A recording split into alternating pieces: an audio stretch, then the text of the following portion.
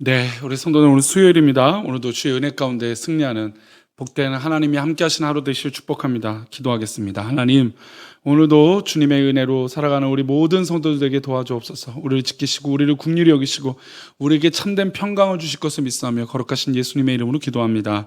아멘. 오늘의 말씀 마태복음 3장 2절 말씀입니다. 제목은 겸손함이 더욱 필요한 시대라고 하는 제목으로 말씀 나누겠습니다.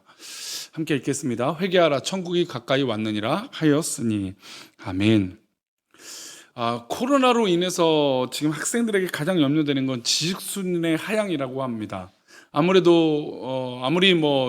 디지털 기술이 좋아져서 저도 요즘 그 줌이라고 해서 영상 수업을 통해서 수업을 배우고 나아가고 있지만, 사실 이제 아무래도 대면하고 함께하는 이 수업만큼 그만큼의 가치가 이루어지지 않을 것입니다. 아무래도 우리가 현장 예배를 드리는 것이 그만큼 중요하다라고 생각하는 것을 봤을 때, 마찬가지로 이 코로나로 인해서 현장 수업을 하지 않는 건 분명히 한계가 있을 것입니다.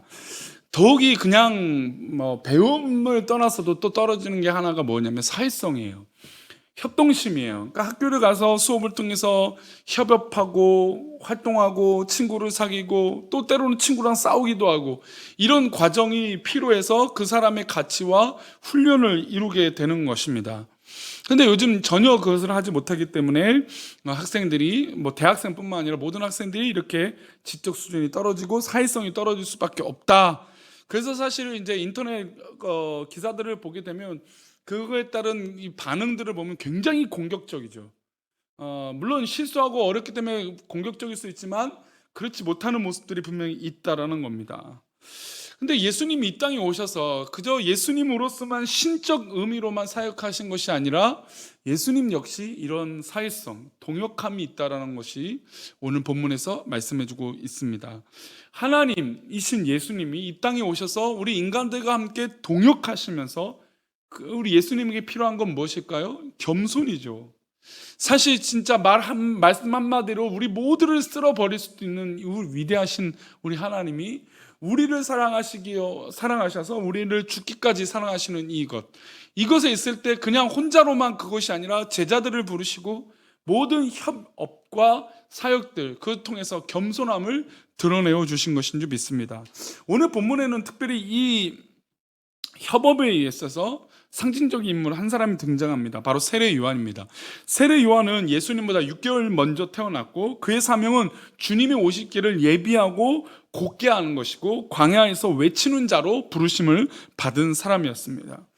예수님보다 6개월 먼저 와서 한 일은 딱 두 가지였는데, 하나는 회개를 가르치는 일이었고, 두 번째는 세례였습니다.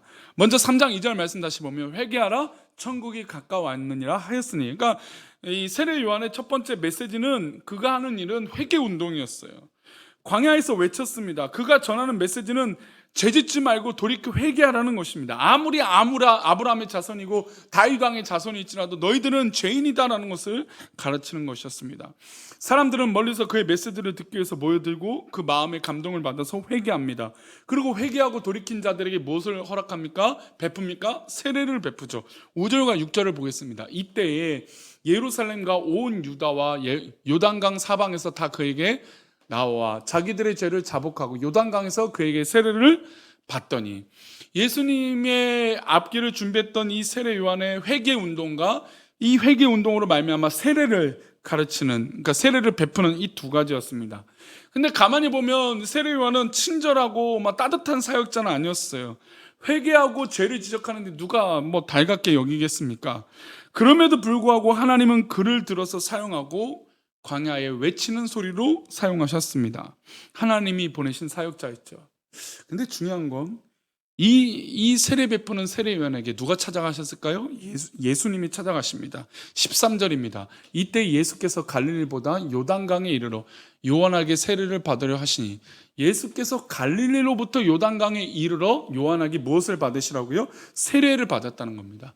예수님이 세례를 받으실 필요가 있을까요? 그러나 예수님이 이 세례를 받은 것은 크게 사역의 시작이고, 또 이 세례 요한이 주님의 길을 예비하는 것의 응답이고, 또 하나님께서 이 인간인 세례 요한과 협업, 즉 동역하는데 예수님의 그 사역의 목적이 있었다는 겁니다. 예수님이 출현하니까 세례 요한이 두렵습니다. 예수님 저에게 세례 받으실 이유가 조금도 없습니다. 세례 요한은 막 만류합니다. 이렇게 얘기하죠. 14절에 세례 요한이 말립니다. 요한이 말려 이르되 내가 당신에게 세례를 받아야 할 터인데 당신이 내게로 오시나니까, 아니 예수님에게 내가 세례를 받아야 될 존재인데 어떻게 나한테 세례를 받았습니까? 라고 만류합니다. 어찌하여 당신이 인간인 나에게 받습니까? 하늘 보좌를 버리시고 이 땅에 오신 거룩하신 하나님의 아들이신데 어떻게 내가 세례를 받을 수 있습니까? 세례 요한은 예수님에 대해서 누구보다 잘 알고 있었고 그분은 죄가 없다는 걸 알고 있었습니다. 그래서 만류한 것이죠. 그런데 예수님께서 대답이 더 놀랍습니다. 15절인데요. 읽어봅니다. 예수께서 대답하여 이르시되 이제 허락하라. 우리가 이와 같이 하여 모든 의를 이루는 것이 합당하니라 하시니 이에 요한이 허락하는지라. 우리가 이와 같이, 그러니까 지금 세례 요한과 예수님은 우리라고 하는 것으로 동역하는 말씀을 하신 것입니다. 인간과 동역하시겠다라고 하는 예수님의 결단이고 표현이신 것이죠. 그러니까 즉 예수님이 이 땅에 와서 독단적으로 사역을 하시고 독단적으로 뭐 권능을 나타나셔도 좋겠지만, 그러나 인간이 그 이후에 변화된 삶을 가지고 해서 인간이 인간으로서의 변화된 가치를 보여줘야 됩니다. 그래서 예수님은 너무나 어려운 일이지만 인간과 협업하고 동역을 하신 것이죠. 예수님은 한순간에 모든 사람들을 회개시킬 수 있는 능력이 있는 분입니다. 그럼에도 불구하고 그 방법을 사용하지 않으셨습니다. 사람들을 사용하셨고 우리 인간들을 사용하셨고 인간들로 하여금 복음을 전파하게 하신 것입니다. 물론 더디겠죠. 그리고 참으로 인간의 답답함도 있겠죠. 그렇죠. 모든 걸 할 수 있는 분이 답답한 인간의 모습을 보고 안 답답할 리가 없겠죠. 답답하죠. 그러나 그것이 더 가치 있는 것을 예수님이 아신 것입니다. 연약한 인간, 죄 있는 인간, 세례 요한에게 세례를 받으심으로 공생의 3년 동안 인간과 동역하심과 그 동역하심의 선포를 하신 것입니다. 그런데 가만히 우리 주님의 모습을 상상해 보면 얼마나 주님이 속상했을까요? 인간이 그 말한 것을 그만큼 잘 지키기나 했을까요? 그렇지 않죠.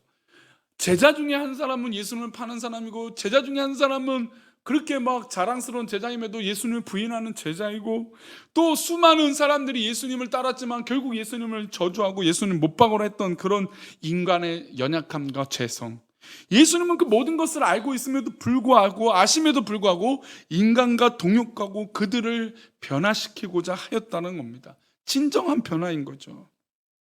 우리는 모두 예수님과 동역하는 존재예요. 성도님들은 바로 예수님과 동역하는 존재죠. 우리 자신을 살펴보면 내가 무엇이길래 주님께서 나를 동역자로 사용하십니까? 이런 감격과 감사가 있는 것입니다. 우리는 이 동역의 신비에 깜짝 놀랍니다. 주님의 손을 붙들고 동역하는 백성들이 되어야 합니다. 그리고 우리도 나보다 믿음이 어리고 연약한 자들과 동역해야 합니다. 때로는 그들의 인간성이 나를 찌르고 그들의 게으름이 우리 마음을 힘들게 할 때도 있을 것입니다. 하지만 그때마다 오래 참으신 예수님을 기억해야 돼요. 예수님도 우리와 동역하셨어요. 그러니 우리가 예수님을 따라 살아가는데 우리 정말 말도 안 되는 사람들, 우리 주변에 예수님을 믿지 않는 사람들, 그들과 동역할 때 얼마나 배신감과 허탈함이 되겠습니까? 그러나 그때마다 포기하지 말고 승리하는 우리 모두가 되시기를 축복합니다. 겸손한 자만이 동역할 수 있어요. 포기하고 양보하는 사람이 동역할 수 있습니다. 예수님이 그랬던 것처럼 우리도 오늘 하루 동역하며 예수님을 본받아 살아가는 귀한 하루가 되시기를 축원합니다. 기도하겠습니다. 하나님, 예수님은 그 어려운 일들을 스스로 건너가셨습니다. 걸어가셨습니다. 바로 우리들 위해서고 우리와 함께 하시기 위해서입니다. 하나님, 우리가 이 귀한 길을 걸어가기에 부족함이 없도록 하시고 하나님의 영광의 길을 걸어가기에 인도하여 주옵소서. 우리와 함께 하시고 우리를 돌보시고 우리를 이끄시는 예수 그리스도의 이름으로 기도하옵나이다. 아멘.